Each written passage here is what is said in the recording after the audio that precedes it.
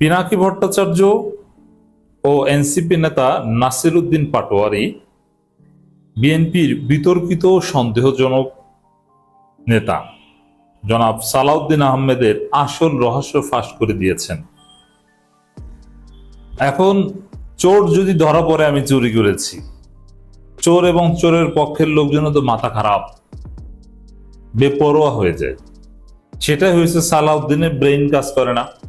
সালাউদ্দিনের লোকজন বেপরোয়া হয়ে উঠেছে, এনসিপির মঞ্চ ভাঙচুর করে নাসির উদ্দিন পাটোয়ারির বিরুদ্ধে লেগেছে। দর্শক, আসল রহস্য কি? নাসির উদ্দিন পাটোয়ারির বক্তব্যটা, যেটা নিয়ে তোলপাড় হয়েছে অলরেডি, আমি একটু আবারও শোনাচ্ছি সংক্ষেপে, তারপর এই বক্তব্যের সত্যতা যাচাই করব। এটা যে সত্য সেটা প্রমাণ করব, এবং বিএনপি যে নাসির উদ্দিন পাটোয়ারিকে ভয় পায় আর অন্য কেউ এই কথা বলে তাদেরকে কিছু বলতে পারে না, সেটাও আমি দেখাবো। দর্শক, প্রিয় কক্সবাজারবাসী, আগে আওয়ামী লীগের আমলে নারায়ণগঞ্জের বিখ্যাত গডফাদার শামীম ওসমান ছিল, এখন শুনছি কক্সবাজারের নব্য গডফাদার শিলং থেকে এসেছে, ঘের দখল করছে, মানুষের জায়গা জমি দখল করছে, চাঁদাবাজি করছে। এর মানে শিলং থেকে এসেছে কে? এর মানে শিলং থেকে, শিলংয়ে পালাতক থেকে এসেছে, তার বক্তব্য যেটা। তো এতে বিএনপির লোকজন খেপেছে যে না, সালাউদ্দিন আহমেদ গুমের শিকার। কি, সালাউদ্দিন আহমেদ নিজেই ওর জবাব দিয়েছেন, হয়তো বা 5 আগস্ট না হলে আমি বাঁচতে পারতাম, নানান কথাবার্তা বলেছেন। তো এখন বলছেন অনেকে, অনেক সুশীল বলছেন, এমনকি গণ অধিকার পরিষদের লোকজনও বলছেন যে না, নাসির উদ্দিন পাটোয়ারি লিমিট ক্রস করেছে, নাসির উদ্দিন পাটোয়ারির মুখ ঠিক না রাখতে পারলে এনসিপির খারাপ অবস্থা হবে, বিএনপির মায়ের খাবে, ইত্যাদি ইত্যাদি। কিন্তু না, নাসির উদ্দিন পাটোয়ারি এনসিপির সবচেয়ে সম্ভাবনাময় নেতাদের মধ্যে একজন, এবং এনসিপি সংগঠিত করার ক্ষেত্রে তার অবদান সবচেয়ে বেশি। কারণ নাগরিক কমিটি থেকে এটা হয়েছে, আর নাগরিক কমিটির মূল নেতা ছিল এই নাসির উদ্দিন পাটোয়ারি।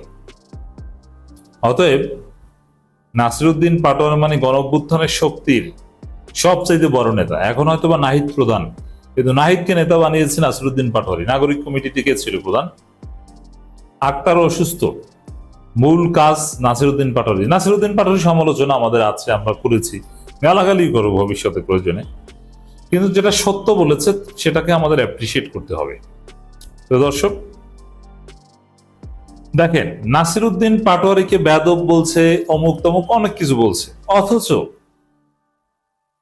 এই যে বয়ান নাসির উদ্দিন পাটোয়ারি, এই বয়ান সর্বপ্রথম দিয়েছে পিনাকি ভট্টাচার্য। ইলিয়াস দিয়েছে কি, সালাউদ্দিন আহমেদ আসলে কি গুম ছিলেন না ওটা নাটক ছিল?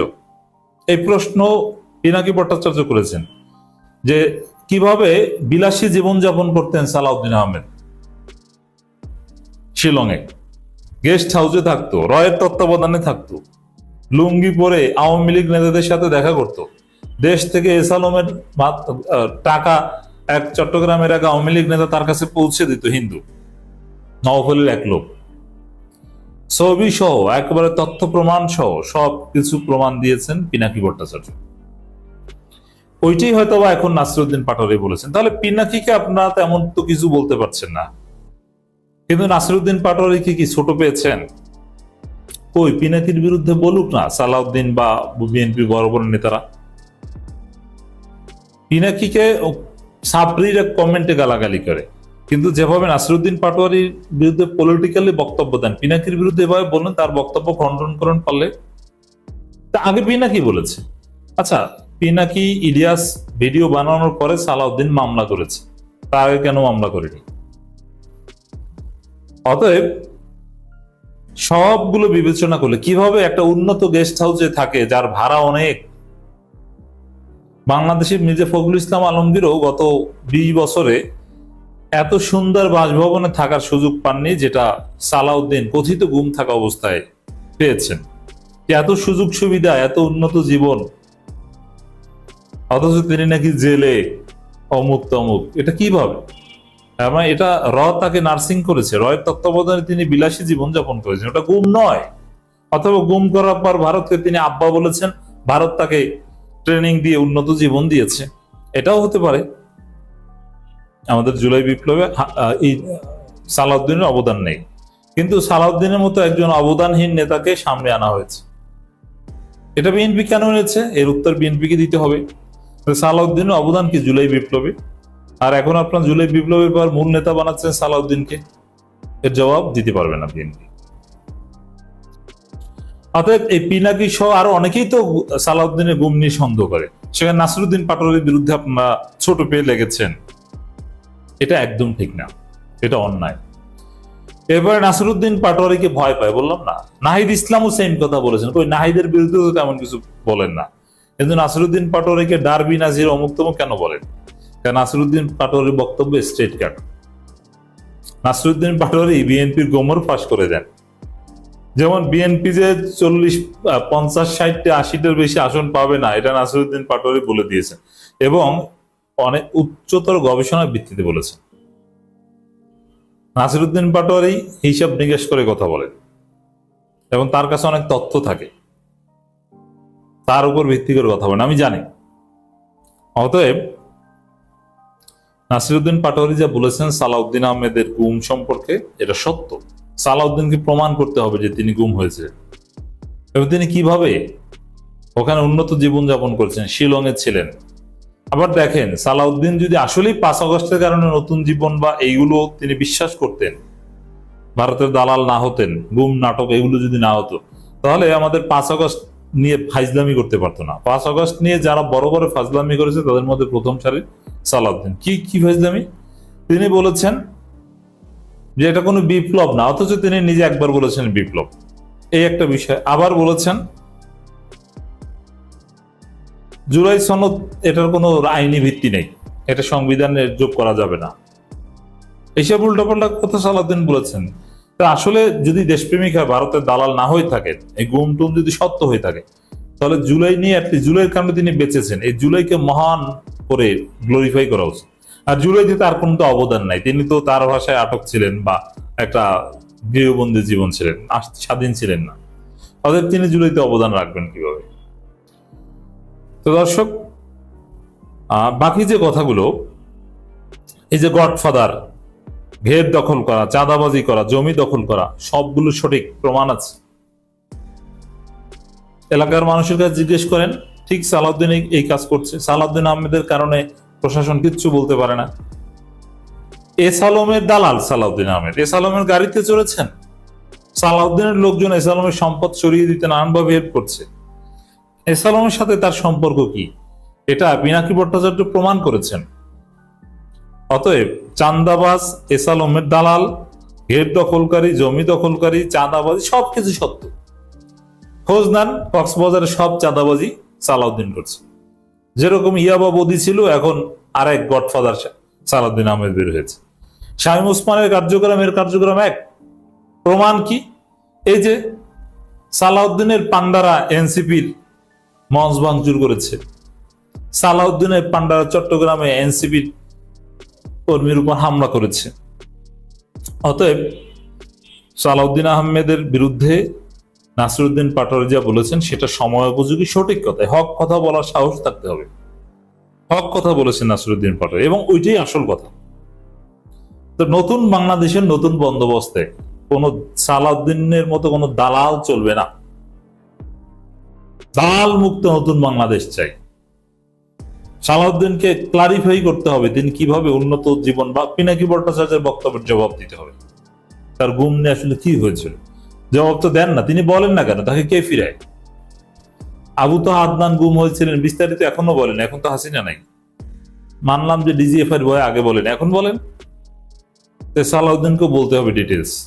সোহরাওয়ার্দী উদ্যানে জামাত ইসলামীর জাতীয় সমাবেশে যা ঘটেছে, এক কথায় বললে নজিরবিহীন। পুরো রাজনীতি চমকে উঠেছে, পুরো জাতি চমকে উঠেছে। জামাত ইসলামী 83 বছরে যা পারেনি, এবার তা করেছে এই সমাবেশের মাধ্যমে। দর্শক, কি ঘটেছে? উত্তরা যে কি ঘটে নাই? রাজনীতিতে কত সুন্দর ঘটনা আছে, সুন্দর দৃশ্য আছে, ঘটেছে। মানে এমন একটা মহাসমাবেশ ধরেই নিয়েছে দিয়েছিল অনেকে যে এই মহাসমাবেশে কিছু লোক এসে মারা যাবে, যেমন হজ করতে গেলে কিছু লোক মারা যাবে, এত বেশি পরিমাণ লোক, তো কিছু লোক মারা এমনিতেই যাবে। যেমন জীবনের বাস্তবতা, আপনি রাস্তাঘাটে চলাফেরা করলে, দৈনন্দিন জীবনে গাড়ি ঘোড়া চললে দুর্ঘটনায় কিছু লোক মারা যেতে পারে। তো এই মহাসমাবেশ এত বড়, তো এটা কিছু লোক মারা যাওয়া এটা নর্মাল হয়েছে। সমাবেশ স্থলেও মারা গেছে স্ট্রোক করে, হসপিটালে নেওয়ার পরেও মারা গেছে, আসার পথে সড়ক দুর্ঘটনাও মারা গেছে, অসুস্থ হয়েছে। মানে কত বড় সমাবেশ, সমাবেশের পরিধি বুঝতে এই অসুস্থ মারা যাওয়া এই জিনিসটা একটা ইম্পর্টেন্ট। এই সমাবেশে কি ঘটে নাই, কত লোক হয়েছে, এই দুইটা বিষয় বলবো, আর কত টাকার ট্রানজাকশন হয়েছে সমাবেশকে কেন্দ্র করে। এই জামাত ইসলামের জাতীয় মহাসমাবেশকে কেন্দ্র করে আমার গবেষণা মতে 350 কোটি টাকা খরচ হয়েছে। এর মানে বাংলাদেশে একটা ঈদ কোরবানিতে যেরকম উৎসবকে কেন্দ্র করে বিশাল ট্রানজাকশন, ব্যবসা বাণিজ্য নড়ে চড়ে বসে, তো জামাত ইসলামী সমাবেশকে কেন্দ্র করে 350 কোটি টাকার ব্যবসা খরচ, 350 কোটি টাকা। লোক হয়েছে কত, এগুলো মিথ আছে, কেউ বলবেন 30 লাখ অমুক তমুক, না আসলে লোক কত হয়েছে এগুলোর ক্ষেত্রে যদি বলি যে বাংলাদেশের ইতিহাসে এত লোক কোন সমাবেশে হয়নি, যদি হয়ে থাকে সেটা হেফাজতের 5 মে, তাও এর চাইতে বেশি বলে মনে হয় না, কারণ 5 মে ওটা রাস্তায় করেছিল। জামাত ইসলামী যদি এই সমাবেশটা রাস্তায় করত, তাহলে 5 মে যেরকম কিলোমিটারের পর কিলোমিটার মানুষ আর মানুষ ছিল, তার চাইতে বেশি যেত। কত লোক হয়েছে, অনেকে বলে 7 মার্চের পর এটা বাংলাদেশ সবচেয়ে বড় মহাসমাবেশ। না, 7 মার্চের চাইতে অনেক। 7 মার্চে এত লোক, বাংলাদেশ জনসংখ্যা ছিল 7 কোটি, সেখানে সোহরাওয়ার্দী উদ্যানের একটা অংশ পড়েছিল। 7 মার্চের মহাসমাবেশে ঐতিহাসিক, কিন্তু এত লোক হয়েছে বিষয়টা এরকম নয়, এর অর্ধেক লোক হয়নি। জামাতের মহাসমাবেশে যে লোক হয়েছে 7 মার্চে 1971 সালে, এর অর্ধেক লোক হয়নি। কাকমানি সম্মেলন যাই বলেন, এগুলো হয়নি, এত লোক কোনো মহাসমাবেশে হয়নি। এখানে এই মহাসমাবেশে কত লোক হয়েছে, আসলে লোক হয়েছে 10 থেকে 11 লক্ষ, এবং 10 থেকে 11 লক্ষ লোক বাংলাদেশে কোনো মহাসমাবেশ হয় না। তাবলিগের ইজতেমা, দ্যাটস ডিফারেন্ট, ওটা পলিটিক্যাল না, সেখানে আরো বেশি লোক হয়। 10 থেকে 11 লক্ষ লোক হয়েছে। 30 লাখ 35 লাখ যারা বলেন এগুলো ফাও কথা। আর টাকার হিসেব কত, 350 কোটি টাকা। তো দর্শক, এইটাই হচ্ছে চমক, যে নজিরবিহীন ঘটনা, এরকম ঘটনা, এত লোক, এত ট্রানজেকশন, এত খরচ বাংলাদেশে কোনো সমাবেশকে কেন্দ্র করে হয়নি। শহরে মধ্যবিত্ত, উচ্চবিত্ত সেলিব্রিটিদের জামাত কখনো নাড়া দিতে পারেনি, 83 বছরে পারেনি। ব্যক্তি মিজানুর রহমান আজহারি কিছু কাজ করতে পেরেছেন, কিন্তু এবার ঢাকার শহরের উচ্চবিত্ত, মধ্যবিত্ত, নিম্নবিত্ত সবাইকে নাড়া দিয়েছে। রিক্সাওয়ালা, ভ্যান চালক, গুলশান বনানীর অভিজাত এলাকার বাড়ির মালিক, কোম্পানির সিইও, ব্যাংকের MD, cricketer, footballer, cinema activist থেকে শুরু করে এফডিসির লোকজন, সবার মুখে মুখে জামাতের সমাবেশ। আমি নিউ মার্কেটে গেছি সমাবেশের এক ফাঁকে, সবাই সমাবেশ দেখে বেচা কিনার ফাঁকে, এক হাতে মোবাইল দেখে আর এক হাতে বেচা কিনা করে, এবং দোকানদাররা দাঁড়িয়ে দাঁড়িয়ে বলছে না এবার জামাত জিতবে। আরেকজনে বলছে না, জামাত আসলে ঠিক আছে, এখন মানুষ চায়, কিন্তু আগে তো কখনো কয়টা সিট পাইছে, এরা কি আসলে পারবে? আরেকজনে বলছে আরে ভাই আগে পারেনি, এবার পারবে, জন্মগতভাবে কেউ পারে, এবার পারবে, দেখেন এবার থেকে এদের সফলতা শুরু হবে।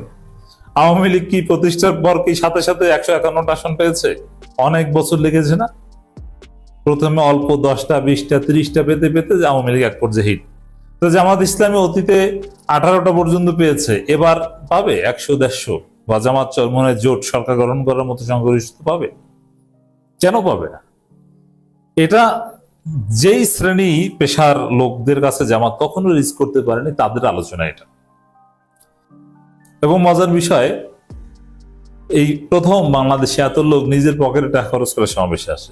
কিছু কিছু লোকের টাকা লাগে নাই, বা যে একদম গরিব তাকে আমরা টাকা দিয়েছি, যার টাকা আছে সে দিয়েছে, কিন্তু বেশিরভাগ লোক নিজের পকেটে টাকা খরচ করে এখানে এসেছে। তো দর্শক, এখানে নজিরবিহীন ঘটনা কি, হাজার হাজার হিন্দু এসেছে, এবং এটা নিয়ে আলাদা গবেষণা হতে পারে যে এত হিন্দু জামাতের সমাবেশে কেন আসে। আমি একটা পয়েন্ট এখানে রেজ করব যে সবচাইতে ইমপ্রেসিভ পয়েন্ট কি এই মহাসমাবেশের। এর উত্তরে আমি বলবো যে এখানে কিছু বিরিখুল লোক এসেছে। আমার কাছে সবচেয়ে ভালো লেগেছে এটা, যে এতদিন যে ন্যারেটিভ ছিল জামাত ইসলামী একটা এনজিও বা ক্যাডার ভিত্তিক সংগঠন, গণভিত্তিক সংগঠন না, জামাত ইসলামী ক্যাডার ভিত্তিক সংগঠন হলো এখন গণমানুষের সংগঠন। কারণ এখানে রিক্সাওয়ালা, ভ্যান চালক বিড়ি করে এসেছে। আমি নিজে দেখেছি সমাবেশ জামাতের লোগো পিছনে টি শার্টে সে কোনায় যে বিড়ি খায়। এর মানে সে আসলে জামাত করে না, জামাত কি, ইসলামী আন্দোলন, একামুদ্দিন, এগুলো এখনো বুঝেনি, কিন্তু সে জামাত ভালো লাগে, জামাতকে ভোট দিব, এটাকে বলে গণজোয়ার, এটাকে বলে গণমানুষের সংগঠন। তা আমি এটা অনেক আগে থেকে বলে এসেছি, যতক্ষণ পর্যন্ত বিড়িখোর, গাঁজাখোর দুই চারজন আপনার মধ্যে না থাকবে, বুঝবেন যে আপনি গণমানুষের সংগঠন করতে পারেন। শহীদ আবরার ফাহাদের বাবা এসেছে, অনেক শহীদ পরিবার এখানে এসেছে, বাবা সন্তানকে নিয়ে এসেছে। সমাবেশ দেখতে মা এসেছে তার সন্তানকে নিয়ে, সে ঢাকা বিশ্ববিদ্যালয় হলের আশেপাশে ঘুরে দেখে, মূল জায়গা তো আসতে পারে না। সমাবেশ দেখতে বেপর্দানশীল নারী স্কুটি চালিয়ে এসেছে, একটু ঘুরে আসি, আমি নিজে দেখেছি, এটা আমার অবজারভেশন। তো দর্শক, গণমানুষের সংগঠন বলতে যা বোঝায়, ইসলামপন্থীরা যে গণমানুষের হতে পারে, ক্যাডার ভিত্তিক সংগঠন গণমানুষের হতে পারে, এটা আমরা হতে পারে না, এটা আমাদের থিসিস ছিল যে 20% ঊর্ধ্বে কখনো জনসমর্থন পাওয়া সম্ভব না ক্যাডার ভিত্তিক সংগঠনের ক্ষেত্রে। কিন্তু না, বিড়িখোর, গাঁজাখোরও যে আসলে গণমানুষের এই ক্যাডার ভিত্তিক সংগঠন আসতে পারে, ডাক্তার শফিকুর রহমানের উদারতার কারণে সম্ভব হয়েছে। বিভিন্ন শ্রেণী পেশার মানুষ, একসময় আওয়ামী লীগ করতে, বিএনপি করতে এখানে এসেছে। হ্যাঁ, আওয়ামী লীগের ভোটার ছিল, তারা এসেছে, এটা সত্য, আমি চিনি এরকম। এখন সে তো আওয়ামী লীগের পোস্টের নেতা ছিল না, সমস্যা নাই তো। আর আমরা তো চাই এটাই যে আওয়ামী লীগের লোকজন তারা বিএনপি করুক, এনসিপি করুক, জামাত করুক, আওয়ামী লীগের না থাকুক।